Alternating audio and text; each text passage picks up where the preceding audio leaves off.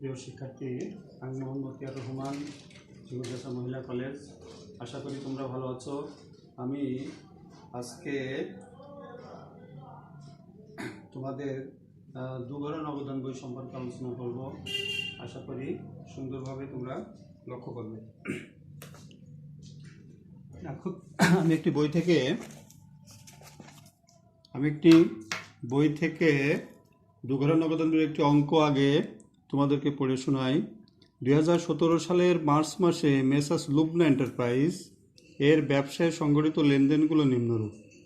আমি কি করলাম, 2017 সালের মার্চ মাসের একটা লেনদেন, একটা প্রতিষ্ঠানের লেনদেন, আমি সেটাকে লেনদেনগুলো পড়ে শোনাচ্ছি, যেটা নিয়ে আমরা গাণিতিক সমস্যার সমাধান করব। মার্চ 1, নগদ তহবিল 61,000 টাকা, ব্যাংকে জমাতিরিক্ত 10,000 টাকা। মার্চের 1 তারিখে নগদ তহবিল 61,000, ব্যাংক জমাতিরিক্ত 10,000। 5 তারিখে পণ্য বিক্রয়, নগদে 40,000, ব্যাংক বাকিতে 60,000। 7 তারিখে পণ্য ক্রয়, নগদে 30,000, বাকিতে 40,000। 10 তারিখে প্রারম্ভিক ব্যাংক জমাতিরিক্তের অর্থের অর্ধেক পরিশোধ, অর্থাৎ প্রারম্ভিক ব্যাংক জমাতিরিক্ত কত ছিল? 10,000, তার অর্ধেক মানে 5,000। এই 5,000 টাকা ব্যাংকে পরিশোধ করা হলো। 23 তারিখে আকবরের নিকট হতে 10,000 টাকা এবং 4,000 টাকা দুটি চেক পাওয়া গেল। আমরা আকবরের কাছ থেকে দুইটি চেক পেলাম, একটা হচ্ছে 10,000 আর একটা 4,000। 25 তারিখে বিলের স্বীকৃতি প্রদানের মাধ্যমে পণ্য ক্রয় করা হলো 10,000 টাকা। 27 তারিখে দেনেদারের নিকট হতে 20,000 টাকার একটি চেক পাওয়া গেল। 27 তারিখে দেনেদারের নিকট হতে 20,000 টাকার একটি চেক পাওয়া গেল। 28 তারিখে ব্যাংক কর্তৃক 16,000 টাকার একটি প্রাপ্য বিল আদায় করা হলো এবং 10,000 টাকার একটি পদবিল পরিশোধ করতে। দুইটা লেনদেন, একটা আছে প্রাপ্য বিল আদায় করা হলো আর একটা আছে পদবিল পরিশোধ করা হলো। 30 তারিখে লেলির নিকট হতে 20,000 টাকার মূল্যের পণ্য 10% বাট্টায় ক্রয় করা হলো। লেলির কাছ থেকে 10% বাট্টায় আমরা 20,000 টাকার মাল ক্রয় করলাম। 31 তারিখে বলছে নগদ উদ্ভিদে 10,000 টাকা রেখে অবশিষ্ট টাকা ব্যাংকে জমা দেওয়া হলো। তাহলে আমাদের ক অপশানে কি বলছে? মোট ক্রয়ের পরিমাণ নির্ণয় করো। তাহলে প্রিয় শিক্ষার্থী, আমাদের ক অপশানে কি মোট ক্রয় পরিমাণ, অর্থাৎ আমাদের লেনদেন থেকে যে ক্রয়গুলো আছে সব ক্রয়গুলো যোগ করলে আমাদের মোট ক্রয় পরিমাণ নির্ণয় করা যায়। খ বলছে যে লেনদেনগুলো নগদান বইতে অন্তর্ভুক্ত হবে না তাদের জাবেদা দাখিলা দেখাও। আমরা জানি নগদান বইতে নগদ লেনদেন সংক্রান্তই লিপিবদ্ধ হয়, যেটা নগদ না সেটা নগদান বইতে লিপিবদ্ধ হয় না। এরূপ লেনদেনগুলো জাবেদা দাখিলা দেখাতে বলছে। গ তারিখে উপযুক্ত লেনদেনগুলো হতে দুঘর নগদান বই তৈরি করতে বলছে। তাহলে প্রিয় শিক্ষার্থী, আমাদের ক অপশানে কি বলছে? মোট ক্রয়ের পরিমাণ নির্ণয় করো। তাহলে আমরা মোট ক্রয় পরিমাণ কি ছিল? 2017 সালের মার্চের 7 তারিখে আমাদের ছিল নগদে পণ্য ক্রয়, নগদে ও বাকিতে পণ্য ক্রয়। 7 তারিখে ছিল নগদে 30,000 টাকা, বাকিতে 40,000 টাকা। তাহলে আমাদের ক্রয় করলাম কত? 7 তারিখে নগদে 30, বাকিতে 40, মোট 70,000 টাকা। এরপরে দেখো 25 তারিখে স্বীকৃতির মাধ্যমে পণ্য ক্রয় 10,000 টাকা। 25 তারিখে স্বীকৃতির মাধ্যমে বিলের স্বীকৃতির মাধ্যমে পণ্য ক্রয় 10,000 টাকা। আর 30 তারিখে লিলের নিকট হতে 10% বাট্টায় আমরা 20,000 টাকা পণ্য ক্রয় করেছি। অর্থাৎ কারবারি বাট্টা আমাদেরকে সাধারণত হিসাবভুক্ত করা হয় না। 20,000 টাকার পণ্য 10% বাট্টা বাদ দিলে, বাট্টা হচ্ছে 2,000 টাকা, বাট্টা বাদ দিলে 18,000 টাকা। তাহলে আমরা পণ্য ক্রয় করলাম কত টাকা? 7 তারিখে আর 70,000 টাকা, 25 তারিখে 10,000 টাকা, 30 তারিখে 18,000 টাকা, এই মোট 98,000 টাকা। তাহলে মোট পণ্য ক্রয়ের পরিমাণ কত হলো আমাদের? 98,000 টাকা। তাহলে ক অপশন আমাদের কি চাইছে? মোট ক্রয়ের পরিমাণ নির্ণয় করো। তাহলে আমরা এই তিনটে লেনদেন যোগ করে আমরা ক্রয়ের পরিমাণ পেয়ে গেলাম 98,000 টাকা। এবার খ অপশনে আমাদেরকে বলছে যে লেনদেনগুলো নগদান বইতে হিসাবভুক্ত হবে না সেই লেনদেনগুলো জাবেদা দাখিলা দেখাও। দেখো প্রিয় শিক্ষার্থী, আমরা নগদান বইতে কোন লেনদেন লিপিবদ্ধ হয়? যে লেনদেনগুলো নগদ সংক্রান্ত, অর্থাৎ নগদ টাকা আদান প্রদান সংক্রান্ত লেনদেনগুলো লিপিবদ্ধ হয়। আর যেগুলো নগদ টাকার আদান প্রদান হয়নি সেগুলো নগদান বইতে লিপিবদ্ধ হয় না। তাহলে দেখা যাক আমরা যে অঙ্ক পড়লাম তার ভিতরে প্রথমে 5 তারিখে বিক্রয় আছে নগদে 40,000 আর বাকিতে 60,000। তাহলে যে বাকিতে 60,000 সেটা নগদান বইতে অন্তর্ভুক্ত হয় না। তাহলে 60,000 টাকা বিক্রয়, বাকিতে যদি বিক্রয় করি তাহলে কি হয়? প্রাপ্য হিসাব ডেবিট, বিক্রয় হিসাব ক্রেডিট। 5 তারিখে আমাদের 2017 সালের আমরা জাবেদা ছক করলাম, তারিখ, বিবরণ, খতিয়ান পৃষ্ঠা, ডেবিট টাকা, ক্রেডিট টাকা। তাহলে আমরা এখানে জাবেদা ছক করে আমরা লিখলাম 2017 সালের মার্চের 5 তারিখ প্রাপ্য হিসাব ডেবিট, বিক্রয় হিসাব ক্রেডিট 60,000 টাকা। অনুরূপভাবে 7 তারিখে ক্রয় ছিল কোনটা? নগদে 30,000, বাকিতে 40,000। তাহলে আমরা বাকিতে যেটা কিনেছি সেটা লিখবো। তাহলে 7 তারিখে ক্রয় হিসাব ডেবিট, পদে হিসাব ক্রেডিট কত টাকা? 40,000 টাকা। আর একটা জিনিস ছিল 25 তারিখে, সেটা হচ্ছে স্বীকৃতি বিলের মাধ্যমে পণ্য ক্রয়, সেটা হচ্ছে 25 তারিখ। তাহলে ক্রয় হিসাব ডেবিট, পদে হিসাব ক্রেডিট 10,000 টাকা। তাহলে আমাদের এই লেনদেনগুলো আমাদের নগদানভুক্ত হয় না। এই নগদানভুক্ত না হওয়া লেনদেনগুলোকে আমরা জাবেদা দাখিলা তৈরি করলাম। তাহলে কয়টা লেনদেন? আমাদের 5 তারিখ, 7 তারিখ, 25 তারিখের বাকিতে যে লেনদেনগুলো ছিল সেই লেনদেনগুলো আমাদের লিপিবদ্ধ করে ফেললাম। তাহলে আমাদের জাবেদা দাখিলা হয়ে গেল। এখন গ অপশানে আমাদের বলছে একটু দুঘরা নগদান বই তৈরি করো। তাহলে এবার দুঘরা নগদান বই তৈরি করতে গেলে আমাদের পুরো লেনদেনটি আবার পুনরায় আলোকপাত করতে হবে। তাহলে আমাদের দুঘরা নগদান বই শিক্ষার্থীরা, দুঘরা নগদান বই ছক আমি গত দিন বলেছিলাম, তারও আগে বলেছিলাম। তাহলে ছক আমরা জানি যে ডান দিকে এবং বাম দিকে দুইটি করে টাকার ঘর থাকে। সেটা কি? একটা হচ্ছে নগদ আর হচ্ছে ব্যাংক। তাহলে নগদ এবং ব্যাংকের নামে ডেবিট এবং ক্রেডিট উভয় দিকে দুইটি করে টাকার ঘর থাকবে উভয় দিকে, অর্থাৎ আমাদের এই বাম পাশ ডেবিট অ্যান্ড পাশ ক্রেডিট। তাহলে ডেবিট এবং ক্রেডিট উভয় দিকে দুইটি করে টাকার ঘর থাকবে, সেটা কি? নগদ এবং ব্যাংক। তাহলে দেখো এখানে আমাদের 2017 সালের মার্চের 1 তারিখ মেসার্স লুবনা এন্টারপ্রাইজের দুঘরা নগদান বই। 2017 সালে মার্চের 1 তারিখ কি আছে? নগদ তহবিল 61,000 টাকা। তাহলে ব্যালেন্স বিডি 61,000 টাকা। আর আছে কি? ব্যাংক জমাতিরিক্ত, অর্থাৎ ক্রেডিট দিকে, ব্যাংক জমাতিরিক্ত ক্রেডিট দিকে বসে 2017 মার্চের 1 ব্যালেন্স বিডি 10,000 টাকা। 5 তারিখে আছে, 5 তারিখে কি? নগদে ও বাকিতে পণ্য বিক্রয়। তাহলে নগদে যেটা পণ্য বিক্রয় সেটা আমরা লিখবো। নগদে পণ্য বিক্রয় কত টাকা? 40,000 টাকা। তাহলে ডেবিট দিকে বিক্রয় বলে 40,000 টাকা লিখলাম। এবার আমরা ওই বাকিতে যেটা সেটা কিন্তু লিখলাম না, সেটা আমরা অন্য বইতে লিখলাম। এবার 7 তারিখে বলছে যে নগদে পণ্য ক্রয় যেটা এবং বাকিতে না, বাকিতে যেটা সেটা আমরা লিখবো না।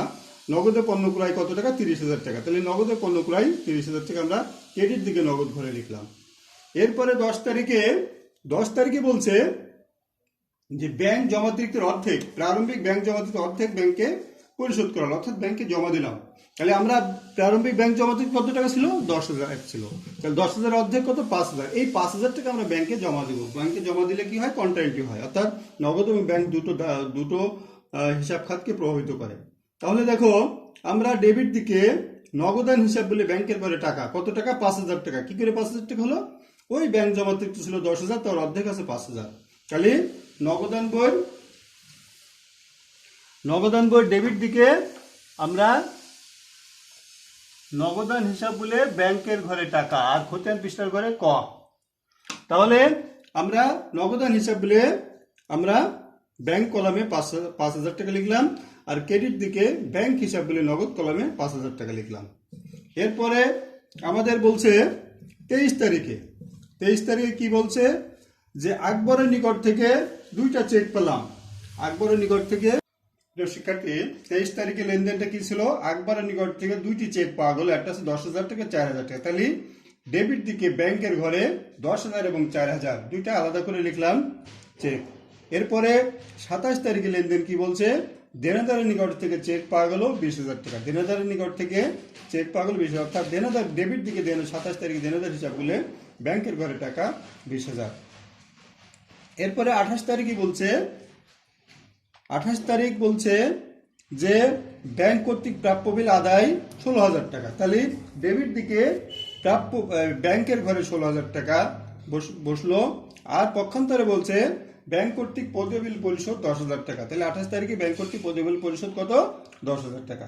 তাহলে ব্যাংকের ঘর, ক্রেডিট দিকে ব্যাংকের ঘরে 10,000 টাকা। তাহলে কি হলো? 28 তারিখে আমরা ডেবিট দিকে ব্যাংকের ঘরে 16,000 টাকা লিখলাম, প্রাপ্য হিসাব বলে ক্রেডিট দিকে পদীয় হিসাব বলে ব্যাংকের ঘরে 10,000 টাকা লিখলাম।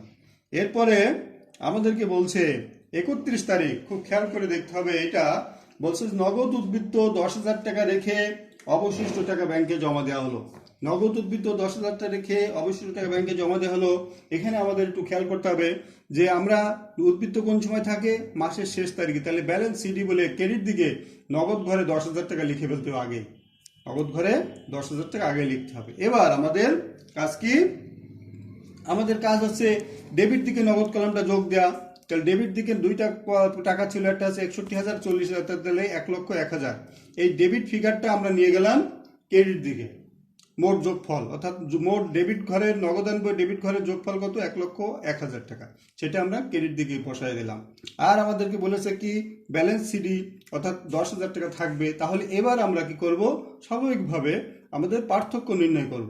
পার্থক্য নির্ণয় করে আমাদের এখানে পার্থক্য কত হচ্ছে, এই 30 আর 5 35 আর 10 45, এই 30 আর 35 আর 10 45, 45,000 থেকে অর্থাৎ 1,01,000 মোট যোগফলের থেকে 1,01,000 থেকে 35,000 বাদ দিলে বিয়োগফল হয় 56,000 টাকা।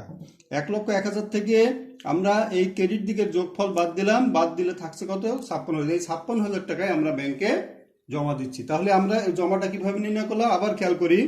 আমরা যেহেতু আমাদেরকে বলছে 10,000 টাকা হাতে রাখতে হবে, তাহলে ব্যালেন্স সিডি হবে 10,000 টাকা।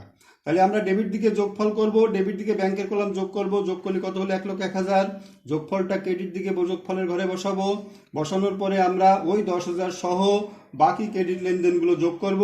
তাহলে ক্রেডিট লেনদেন ছিল কত লিখে 30 আর 5 35,000 টাকা, আরও 10,000 45,000 টাকা। তাহলে 1,01,000 থেকে 45,000 বাদ দিলে আমাদের 56,000 টাকা দাঁড়ালো। এই 56,000 টাকা নির্ণয় করার পরে এই টাকাটা আমাদের ব্যাংকে জমা দেওয়া হলো। তাহলে ব্যাংক কত টাকা জমা দিলাম, 56,000 টাকা। তাহলে এইটা আবার কন্ট্রাইন্টি হবে। তাহলে ক্রেডিট দিকে ব্যাংকের ঘরে, ক্রেডিট দিকে ব্যাংক হিসাব বলে নগদ ঘরে 56,000, ডেবিট দিকে নগদান হিসাব বলে ব্যাংকের ঘরে 56,000 টাকা। এটা হলো কন্ট্রাইন্টি। এবার আমরা স্বাভাবিকভাবে ডেবিট দিকের ব্যাংকের কলাম যোগ দিব, যোগ দিয়ে কত হলো আমাদের, এগুলো যোগ দিলে আমাদের 1,11,000 টাকা। এই 1,11,000 টাকা ক্রেডিট পাশে বসাবো।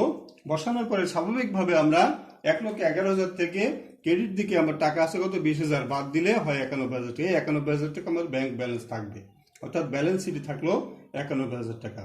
প্রিয় শিক্ষার্থী, আবার খেয়াল করি, আমাদের যখন বলবে নগদ উদ্বৃত্ত এত টাকা হাতে রেখে অবশিষ্ট টাকা ব্যাংক থেকে তোলা হলো, তখন আমরা কি করব, ব্যাংকের ঘর ডেবিট দিকে ব্যাংকের ঘর যোগ করব, ডেবিট দিকে নগদ ঘর যোগ করব, যোগ করে যোগফলটা ক্রেডিট দিকে নগদ ঘরে বসাবো। বসানোর পরে আমরা যে টাকা হাতে রাখতে বলেছি সেই টাকা আগে বসাই নেব। বসাই নেওয়ার পরে ক্রেডিট দিকে যোগফল করে ওই যোগফলের সাথে ডেবিট যোগফলের সাথে ক্রেডিট দিকে যোগফলের পার্থক্যটা হবে ব্যাংকে জমা। তাহলে ব্যাংকে জমা কত দিলাম, 56,000 টাকা। ব্যাংকে জমা যখন আমরা পেয়ে গেলাম, তখন ওইটা আমরা কন্ট্রাইন্টি করলে আমরা ডেবিট দিকে এবং ক্রেডিট দিকে টাকা পরিমাণ জেনে যাব। তাহলে তারপরে আমরা ব্যাংকের কলামটা যোগ দিলাম, যোগ দিয়ে কত হলো 1,11,000 টাকা। এটা আবার ক্রেডিট পাশে বসালাম, বসানোর পরে আমাদের পার্থক্য হলো কত 91,000 টাকা। তাহলে আমাদের নগদান বইয়ের ব্যালেন্স সিডি কত 10,000 91,000 টাকা। এটা আবার পরবর্তী মাসে প্রারম্ভিক 2017 সালে এপ্রিল 1 ব্যালেন্স বিডি বলে 10,000 আর 91,000 টাকা বসা দিলাম। তাহলে প্রিয় শিক্ষার্থী, আশা করি সুন্দরভাবে তোমরা অঙ্কটি বুঝতে পেরেছো। এবার আগামী ক্লাসে আহ্বান জানিয়ে তুমি স্বাস্থ্যবিধি মেনে চলবা, অযথা বাইরে ঘোরাঘুরি করবা না, পড়ালেখায় থাকবা, ঘরে থাকবা, মাস্ক পরে বাইরে বের হবা। ধন্যবাদ। আগামী ক্লাসের আহ্বান জানিয়ে শেষ করছি।